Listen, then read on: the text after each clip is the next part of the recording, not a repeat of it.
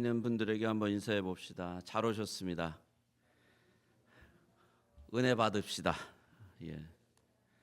우리가 주님 앞에 나오는 것은 다른 것이 아니라 주님의 은혜를 받기 위해서 나오는 것입니다. 주의 은혜가 우리에게 임하여지만 우리의 영혼이, 우리의 삶이 풍성해질 수 있습니다. 고린도전서 5장 17절 우리 한 절입니다. 우리 다 함께 합독하시겠습니다. 같이 읽겠습니다. 고린도 후서 5장 17절입니다. 죄송합니다. 전서가 아니라 후서입니다. 같이 읽겠습니다. 시작. 그런즉 누구든지 그리스도 안에 있으면 새로운 피조물이라. 이전 것은 지나갔으니 보라 새 것이 되었도다. 아멘. 잠시 기도하겠습니다. 하나님 아버지, 고린도후서 5장 17절 말씀은 아주 귀한 말씀입니다.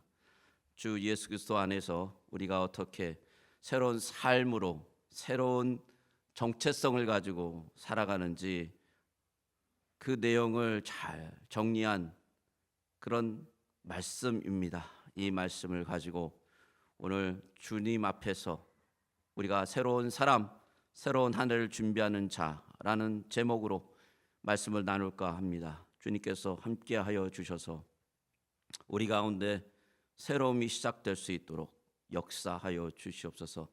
그 새로움은 주님 그냥 그저 새로운 플랜을 짜고 계획을 짜는 것이 아니라 예수 그리스도로 말미암아 우리의 삶이 완전히 변한 새로운 삶이라는 것을 깨닫는 시간 되게 하여 주시옵소서. 예수님의 이름으로 기도 올립니다. 아멘. 2025년 시작한 것 같은데 벌써 끝났습니다. 이번 주 주일 이후에 연말을 며칠 보내고 나면 2026년을 맞이해야 합니다. 한 해 한 해 지나가는 것을 보며 세월을 잡을 수도 없고 그냥 흘러가는 것이 인생이다라고 체념하게 되고 또 체념하며 살게 됩니다. 그런데 지나고 나면 왜 열심히 하지 않았을까? 왜 이렇게 하지 않았을까? 왜 이런 도전을 해보지 않았을까? 왜 조금 더 참지 않았을까라는 이런 후회는 누구나 다 하는 후회일 것입니다. 그 중에서도 그리스도인으로서의 삶이 예수님을 따라 살지 못한 것이 가장 마음에 걸리는 것이 사실은 그리스도인들의 이 연말의 삶이 아닐까 생각해 봅니다.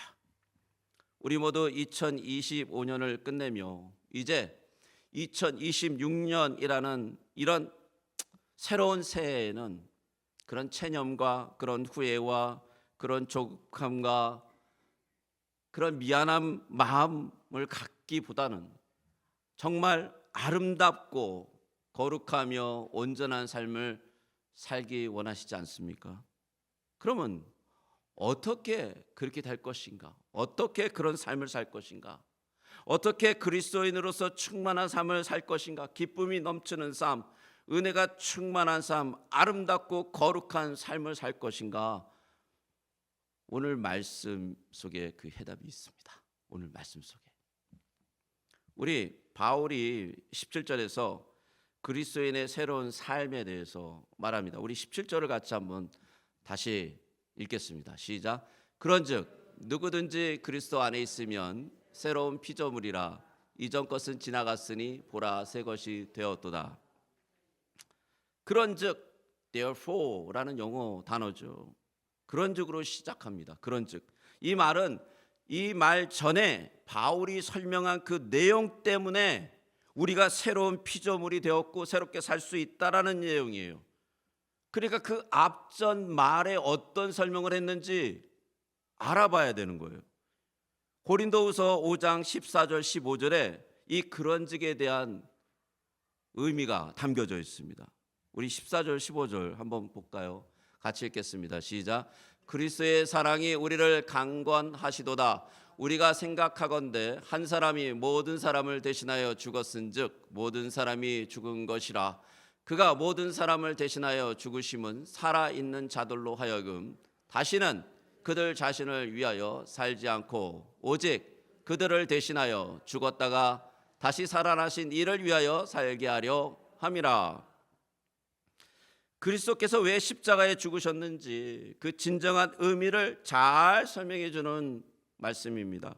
우리가 새로운 피조물이 된 것은 그리스도께서 우리를 위해서 죽으셨기 때문이다 라고 설명하고 있는 것이죠. 그런데 그냥 죽은 것이 아니라 이 죽음엔 목적이 있다. 근데 그 목적이 뭐냐 하면 우리의 삶이 그리스도를 위해서 살게 하기 위해서 죽으신 것이다 라고 말씀하신단 말이죠. 그런데 바울은 여기서 아주 특별하게 그리스도의 실체에 대해서 얘기합니다. 17절에 보니까 그가 모든 사람을 대신하여 죽으심은 살아있는 자들로 하여금 다시는 그들 자신을 위해서 살지 않고 오직 그들을 대신하여 죽었다가 다시 살아나신 이를 위하여 살게 하셔 함이라 라고 했는데, 이 전반절이 아니라 후반절을 보면 지금 예수님을 구주로 믿고 이 땅에 살아가는 자들로 하여금 다시는 자신을 위하여 살지 않고 오직 그들을 대신하여 죽었다가 살아난 이를 위하여 살게 함이라고 말하고 있잖아요. 근데 즉 오직 예수님을 위해서 살게 하시기 위한 것이다 라는데, 바울은 여기서 예수님이라고 명명하지 않아요. 생명의 주라고도 표현하지 않아요. 예수님을 뭐라고 그러냐면 이렇게 표현해요. 그들을 대신하여 죽었다가 다시 살리시니. 아니 왜 이런 표현을 했을까요? 그냥 구세주, 예수님, 그리스도 이러면 그냥 간단하잖아요. 근데 그렇게 표현하지 않고 풀어서 그들을 대신하여 죽었다 다시 살리신 이라고 표현했단 말이에요. 여러분, 이 이름 안에는 이런 것이 들어가 있죠. 예수님이 우리를 위해서 하신 가장 희생적인 모습이 그 안에 들어가 있습니다. 그죠? 십자가에서 죽으신 그 모습이잖아요.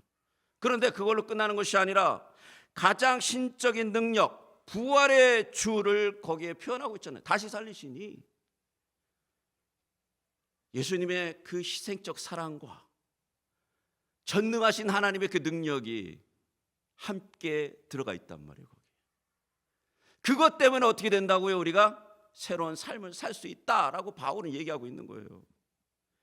죽음도 감히 어찌할 수 없는 그 전능하신 하나님의 아들이시자 삼위 성자 하나님이신 그 예수 그리스도를 보여주며, 또한 그분이 우리를 얼마나 사랑하셨는지 자기의 목숨과 명예와 권위와 권세의 능력을 다 내려놓고 지극히 연약한 인간으로서 인간의 죄와 허물을 대신 지시고 하나님의 징계를 다 받으신 분이라는 것을 보여주고 있는 것이죠. 여기에 기독교의 신비가 있죠.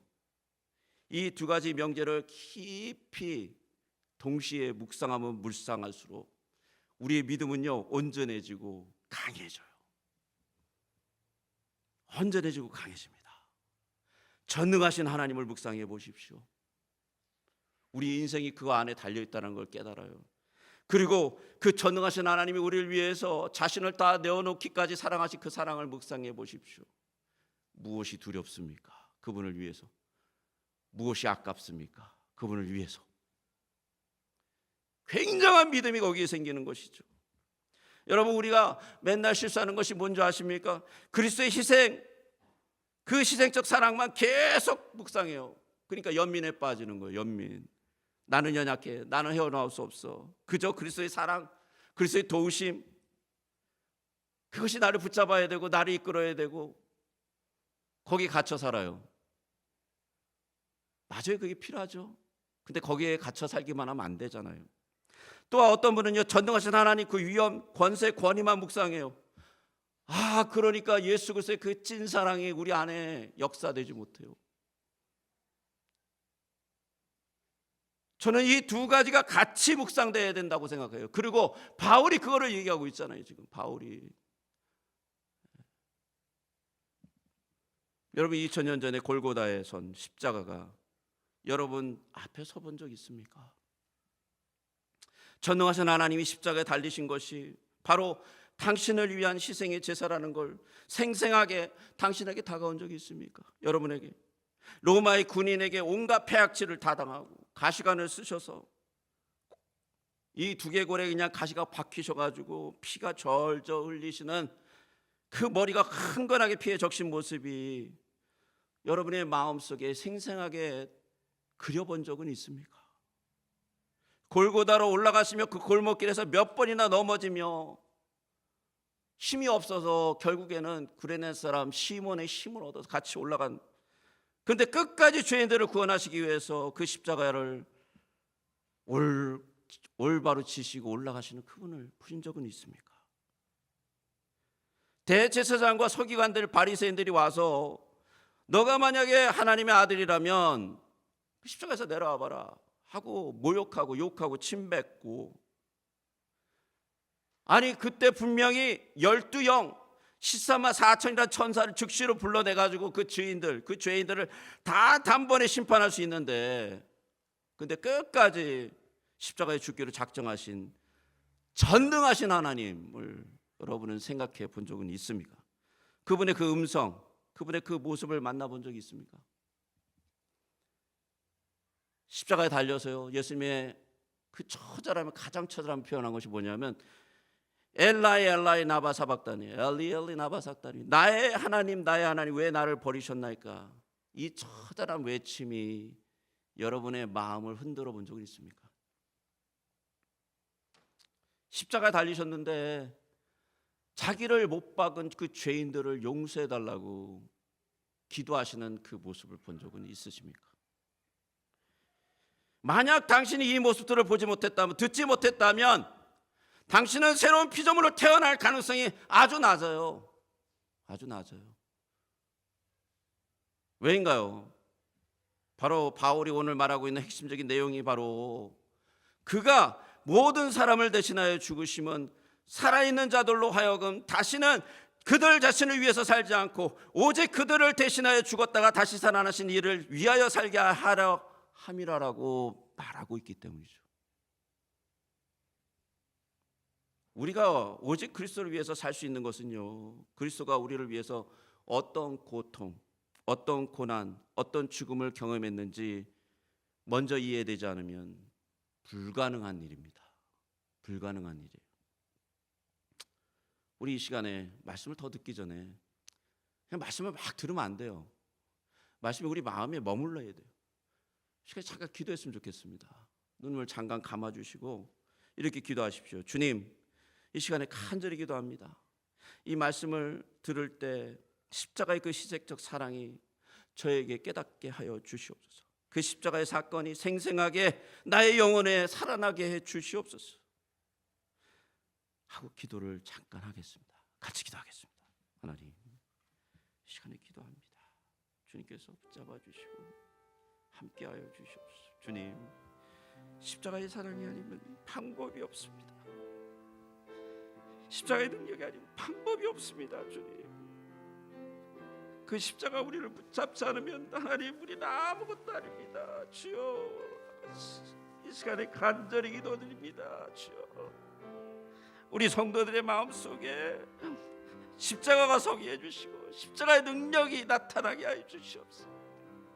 주님의 그 희생과 그 사랑이 우리의 마음을 흔들고 우리의 영혼을 흔들고 우리의 삶을 흔들어 놓도록 도와주시옵소서. 주여, 간절히 기도드립니다. 주님, 주님께서 도와주시옵소서. 주님께서 역사해 주시옵소서. 주님께서 함께해 주시옵소서. 주님께서 인도해 주시옵소서.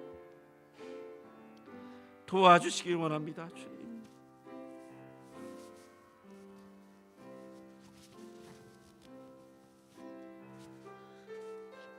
주님, 이 시간에 간절히 기도드립니다. 이 말씀을 듣고 있는 모든 분들에게 십자가의 희생적 사랑이 역사되게 하여 주시옵소서. 그 십자가의 사건이 생생하게 그들의 영혼 속에 살아나게 해 주시옵소서. 왜 우리가 오직 그리스도를 위해서 살아가야 되는지 알게 하시고 깨닫게 해 주시옵소서. 예수님의 이름으로 기도 올립니다. 아멘.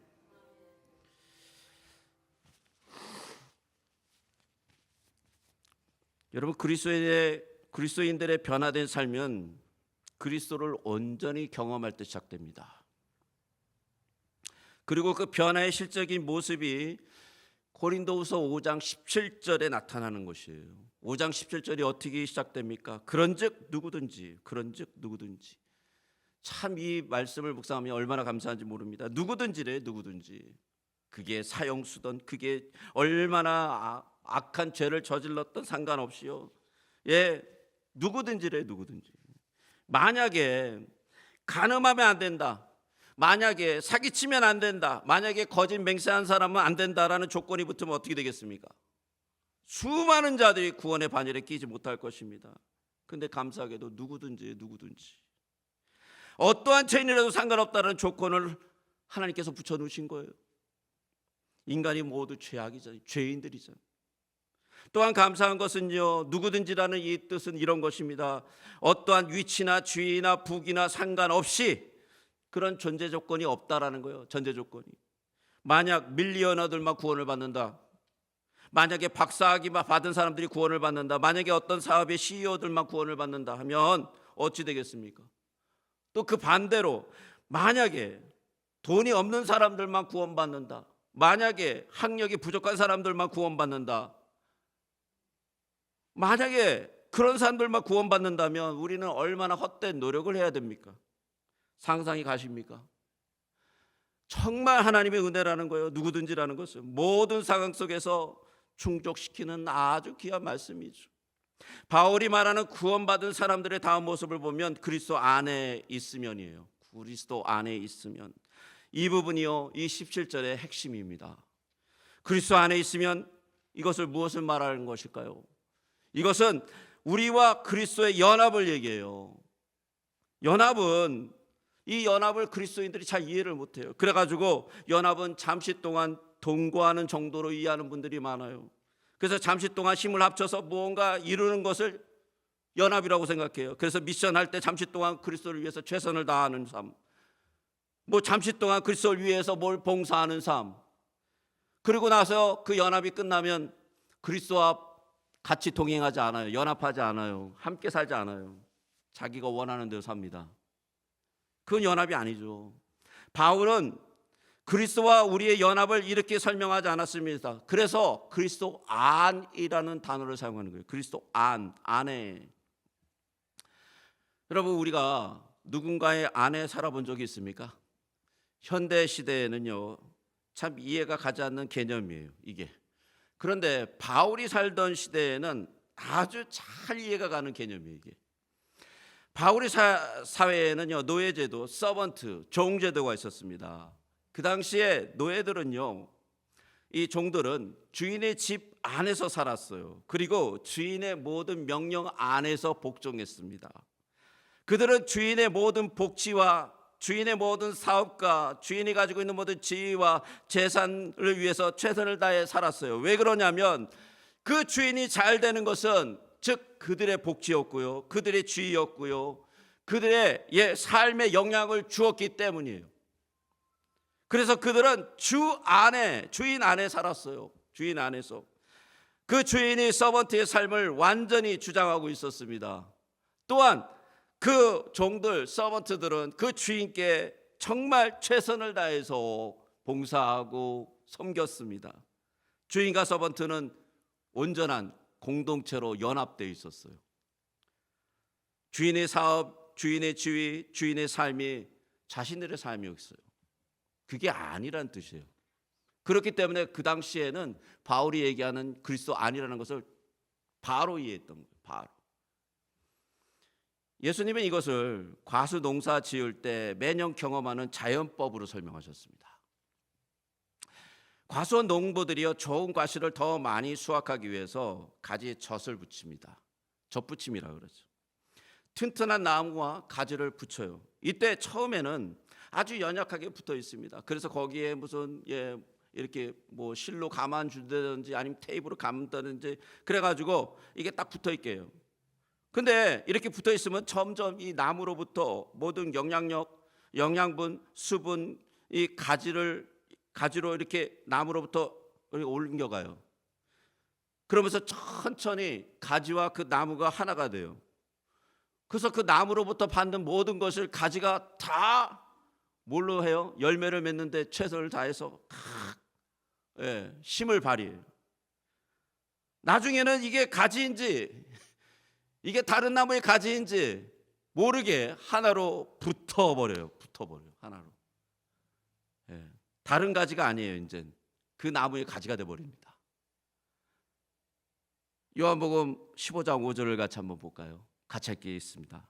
시작. 나는 포도나무요 너희는 가지라. 그가 내 안에 내가 그 안에 거하면 사람이 열매를 많이 맺나니 나를 떠나서는 너희가 아무것도 할 수 없음이라.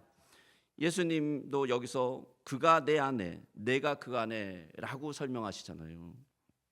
그런데 그가 내 안에라는 것은 우리가 바로 그 당시 사회의 servant라는 것으로 이해를 했어요.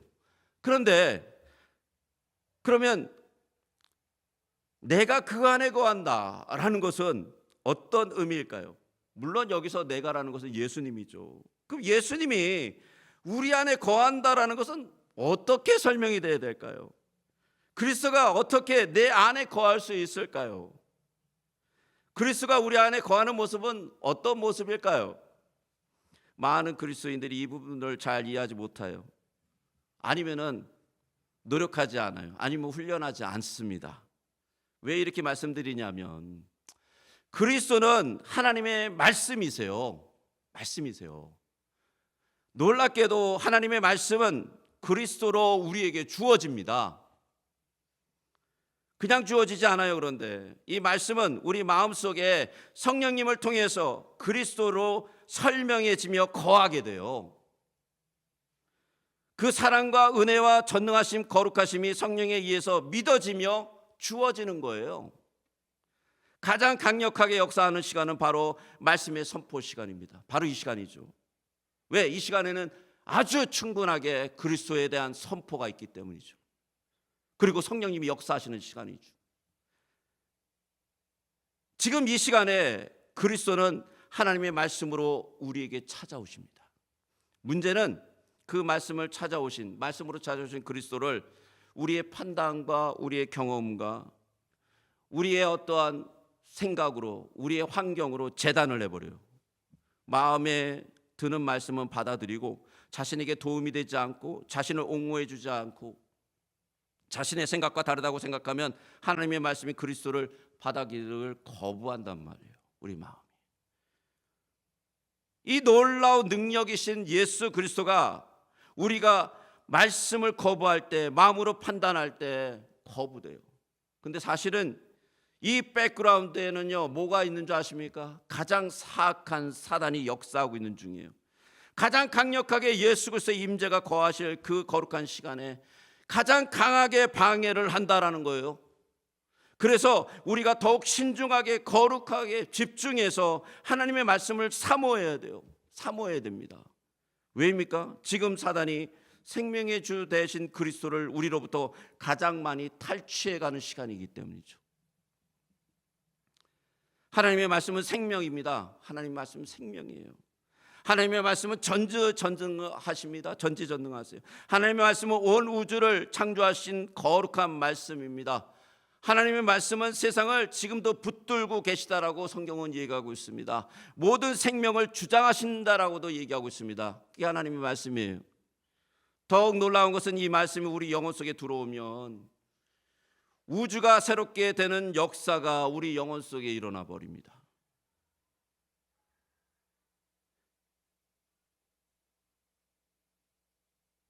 (2026년이요) 여러분 정말 새롭게 시작하고 싶습니까? 그렇다면 예수 그리스도의 말씀을 온전히 받아들이십시오. 온전히 받아들이길 주님의 이름으로 축복합니다. 그러면 여러분의 삶 속에, 우리의 삶 속에 하나님의 생명의 권능의 능력이 충만해질 줄 믿습니다. 우리 다음 부분을 살펴보겠습니다. 새로운 피조물이라는 단어입니다. 여러분 이 헬라어로 카이네 퀼티시스 새로운 피조물이라는 단어인데 이거는 새로운 창조를 얘기해요. 이 카이네라는 단어는요 두 가지로 해석이 되는데 첫 번째 거는 시간적으로 새로움이에요. 그 의미도 굉장히 이 안에 많이 들어가 있지만 두 번째 의미가 더 중요합니다. 뭐냐면 그것은 질적으로 완전히 새로운, 이전과 본질적으로 완전히 다른 새로움을 얘기해요. 그러니까 여태까지 한 번도 없었던 완전히 새로운 존재라는 거지. 이 세상의 어떤 것으로부터 변형이 돼서 그저 좀 새롭게 변형된 존재가 아니라, 여러분 얼음이 녹으면 물이 되잖아요. 물을 뜨겁게 하면 수증기가 되잖아요. 물론 이 신비한 변화로 인류는 수많은 과학적 이론과 실제 생활에 이론을 만들어냈어요. 근데 그 정도 새로움이 아니에요. 그것으로도 사람들은 굉장히 놀랬잖아요. 증기기관이 나오고 나서 얼마나 놀랬습니까? 그걸로 산업 발전이 일어난 거 아니에요. 근데 그 정도가 아니라는 거예요. 바울이 말하는 것은 기존에 있던 어떤 물질과 현상과 재료가 아닌 세상에 단 한 번도 존재하지 않은 그런 새로움을 얘기해요.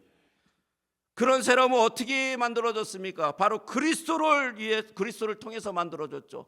그리스도의 죽으심과 그의 부활을 통해서 같이 죽고 살아난 자들은 이 세상에 단 한 번도 존재하지 않았던 그런 특별한 존재들이라는 거죠. 그리스도와 함께 죽었고 살아난 존재들이기 때문에. 바울은 하나님의 새로운 창조를 얘기하는 것이에요. 이렇게. 그래서 이 창조라는 단어를 사용합니다. 크리테시스, 창조되었다라는 거예요. 새롭게. 근데 여기서는 바로 바울이 이 단어를 사용하면서 어디를 생각하냐면 하나님께서 천지를 창조하실 때, 특히 인간을 창조하실 때 그 의미를 상기하고 연상하며 이 단어를 사용했어요. 그걸 알 수 있습니다. 왜냐하면 클티조가 바로 크리에이션이란 단어이기 때문이에요. 하나님께서 모든 만물을요 말씀으로 지으셨어요. 말씀으로. 그죠? 말씀하시면 어떻게 됩니까? 일어났어요. 그리고 하나님이 보기에 좋았더라 그랬어요. 그런데 사람은 그렇게 만들지 않으셨습니다.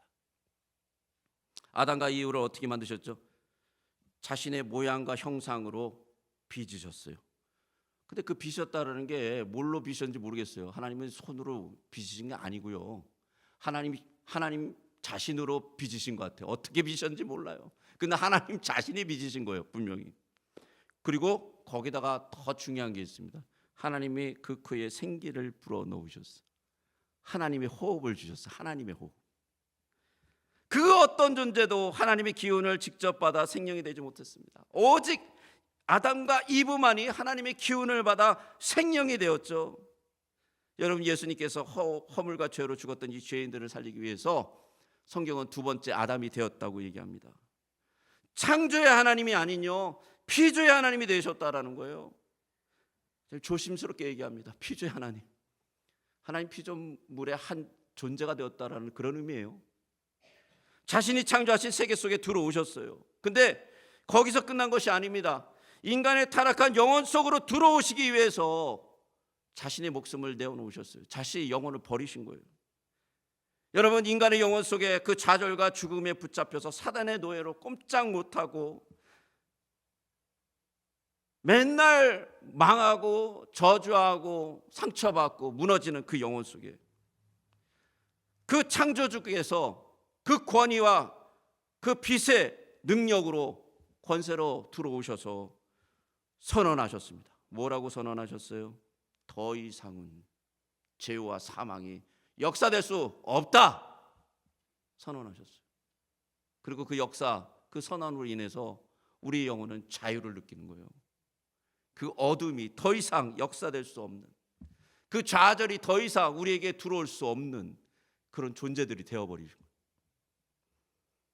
그리고 예수님과 함께 부활을 맞이한 거 아닙니까? 더 이상 사망과 죽음이 어찌할 수 없는 그런 자들이 되었다라는 것이에요. 여러분, 이것을 믿습니까? 이게 믿어져야죠. 이게 역사돼야 됩니다. 다음으로 살펴볼 것은 이것이에요. 이전 것을 지나갔으니 보라 새 것이 되었도다. 이전 것이 무엇일까요? 지나갔다라는 의미는 무엇일까요? 여러분, 이전 것은요 옛 것이를 얘기해요. 옛 것, 오리진을 얘기합니다. 오리진이 뭡니까? 우리의 오리진이 어디죠? 아담이에요. 아담, 옛 아담. 아담이 타락한 그 본성이죠. 그래서 그것을 아담의 본성, 옛 본성이라고도 합니다. 이 옛 본성은요, 너무 안타깝게도 죄와 연합했어요. 죄와. 그래서 온갖 더러움에 빠지게 돼요. 온갖 더러움. 거짓말, 시기, 비웃음, 탐욕, 비방, 살인하고자 하는 마음, 온갖 더러움에 빠지게 됩니다. 그게 옛 본성이에요. 그런데 오늘 이 말씀을 보니까 그 옛 본성이 어떻게 됐다고요? 지나갔다라고 표현합니다. 지나갔다. 이것은요, 뭐 스쳐 지나갔다라는 의미도 있지만 헬라 원어를 보면 그거보다 이런 단어예요. 완전히 지나갔다. 다시는 만나지 않는 상태로 지나갔다는 의미예요. 그래서 영어로 passed away, perish이라고 해석해요. 이건 무슨 얘기입니까? 죽었다, 죽어서 사라졌다라고 해석을 해야 된다는 얘기죠. 옛 아담의 본성이 그리스도가 들어와서 그 생명의 법을 선언했을 때 죽어서 없어지는 거예요. 죽어서 더 이상 힘을 쓰지 못하게 사라졌다라는 것이에요. 그것이 바로 여러분이라는 것입니다. 그것이 옛 본성이 더 이상 우리를 어떻게 할 수 없는 그런 놀라운 자들이 되었다라는 것이죠. 마지막으로 바울이 새롭게 창조된 새로운 인류에 일어나는 신비한 역사를 이렇게 표현합니다. 보라, 새 것이 되었도다. 여러분, 저는 이 말씀을 묵상하면서 가장 먼저 떠오른 게 뭐냐면, 날마다 우리 몸에요, 밀리언 오브 밀리언 셀이 새롭게 태어납니다. 만약 우리 몸에 새로운 셀을 만들어내지 못하면요, 우리는 다 늙어서 죽습니다. 그것도 며칠 안에, 아니면 몇 달 안에. 모르겠어요. 얼마나 셀이 분화가 돼야 되는지 모르겠지만 얼마 안 돼서 죽어버려요. 새로운 셀이 태어나지 않으면. 여러분이 우리 안에요, 그리스도가 우리 안에 얼마나 새로운 것을 생명으로 공급하는지 아십니까? 우리가 깨닫지 못하지만 그리스도는 내 안에 하늘의 것으로 날마다 채워주기를 간절히 원하고 계십니다. 그리고 사실 공급하고 계시죠. 그래서 우리가 기도하면요, 마음이 새로워지는 거예요. 기도하면 말씀을 묵상하고 나면 그 무거웠던 마음이 사라지는 것입니다. 하나님을 깊이 묵상하면 기쁨과 용기와 은혜가 충만해지는 것이에요. 망한 것 같은데 망하지 않아요. 쓰러진 것 같은데 쓰러지지 않아요. 기독교인의 신비죠. 여러분, 이게 먼 나라의 이야기입니까? 먼 나라의 이야기가 되면 안 되죠. 지금 우리 안에 역사하고 있는 경험이어야 돼요. 이것이 지금 새롭게 되는 신비의 역사는 지금 우리 안에 일어나고 있습니다. 그리고 2026년에는 이 놀라운 역사가 여러분 모두에게 일어나야 돼요. 날마다. 그것도 날마다. 한 번 일어나는 게 아니거든요, 이게. 고린도후서 5장 17절 말씀으로 살아가시길 주님의 이름으로 축복합니다. 함께 결단의 고백을 같이 한번 해보겠습니다. 고린도후서 5장 17절 다시 한번 읽겠습니다. 우리 결단의 고백을 하는 그 마음으로 읽겠습니다. 시작. 그런즉 누구든지 그리스도 안에 있으면 새로운 피조물이라, 이전 것은 지나갔으니 보라, 새 것이 되었도다. 이 놀랍고 신비한 삶을 사시길 주님의 이름으로 축복합니다. 그런 가정들 되시길 주님의 이름으로 축복합니다. 그런 교회가 되기를 주님의 이름으로 축복합니다. 함께 기도하겠습니다. 하나님 아버지, 감사합니다. 생명의 말씀이 우리를 주장하게 하여 주시옵소서. 하나님, 우리의 생각과 우리의 철학이 아닌 주의 말씀으로 살아가게 해주시고, 예수 그리스도 안에서 새로운 피조물이 되었다는 이 말씀이 우리를 주장하게 하여 주시옵소서. 날마다 무릎 꿇고 기도할 때 하나님께서 새롭게 하여 주시고, 말씀을 보고 묵상할 때 하나님께서 새롭게 하여 주시고, 하나님의 마음으로 움직일 때 우리의 영혼에 새로움을 부어 주시옵소서. 성령님께서 역사하실 줄 믿습니다. 예수 그리스도의 이름으로 기도 올립니다. 아멘.